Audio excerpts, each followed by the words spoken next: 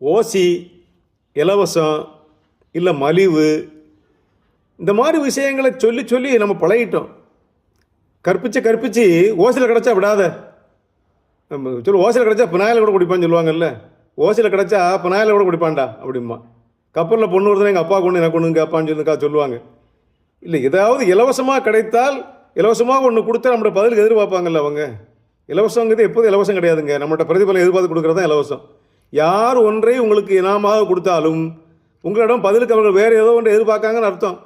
சும்மாலாம் வராது. அது தெரியாமல் நம்ம போய் அலையிறோம்.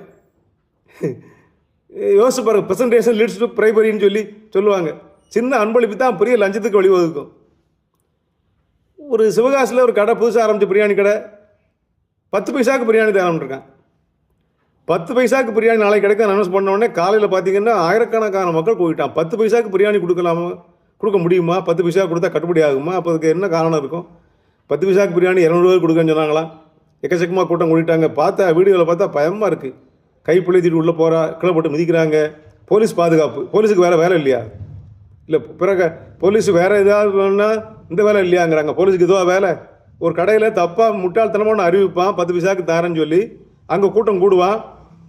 அங்கே பாதுகாக்கிறதா போலீஸுக்கு வேலை? அந்த போலீஸ் பாதுகாப்பு கொடுத்தது தப்பு. அங்கே போய் கூட்டம் கூடி கடைசி இப்போ அதிருப்தி. 100 ரூபாய்க்கு தான் கொடுத்தாங்க, மிச்சம் யாருக்கும் கொடுக்கல. அதிருப்தி எப்படி கொடுப்பேன்? அதாவது பிச்சை எடுக்க ரோட்டில் பிச்சை எடுக்கலாம். 10 பைசாவுக்கு கொடுக்க முடியுமா? 10 பைசா கொடுத்து வாங்கினா என்ன நினைப்பான்? 10 பைசாவுக்கு பிரியாணி தரான், நான் 50 வருஷம் நின்று என்ன நினைப்பான்? என்னைய 10 பைசா வைக்கத்த போயலாம் நினைப்பான்ல. அப்போ இலவசமாக கொடுக்குறாங்க, ஃப்ரீயாக கொடுக்குறாங்க, என்ன ஓசியாக கொடுக்குறாங்க, விலை இல்லாத பொருட்கள். அது என்ன விலை இல்லாத பொருட்கள்னு தெரியல. விலை இல்லாத பொருட்களுங்கிறதே தப்பான வார்த்தை. முதல்ல இந்த ஓசிங்கிறதுக்கு தமிழ் இல்லாமல், அப்போ தமிழ்நாட்டில் ஓசிங்கிறது ஒன்றும் இல்லைல்ல. ஓசி, இலவசம் என்று இனாம் அப்படிலாம் இருந்தால் தமிழில் சொற்கள் இருக்கணும். அந்த இலவசமும் தமிழ் கிடையாது, இனாமும் தமிழ் கிடையாது. அப்போ ஒன்றுமே இல்லாமல் வாங்குறதுக்கு என்னது அப்படின்னு யோசிச்சு விலை இல்லா, கட்டணம் இல்லா அப்படின்னு சொல்கிறாங்க. அப்படி தமிழில் எவனுமே இலவசமாக வாங்கினது இல்லை. ஓசியாக தமிழ்நாட்டில் எவனும் எதையும் வாங்கினது கிடையாது. நாம் பழக்கி விட்ருக்கோம் இப்போ. அதனால் ஓசிக்கு சோறு கிடைச்சாலும் ஓடுறான், 10 பைசா கிடைச்சாலும் ஓடுறான். எங்கள் உடம்பு என்ன சொல்ல?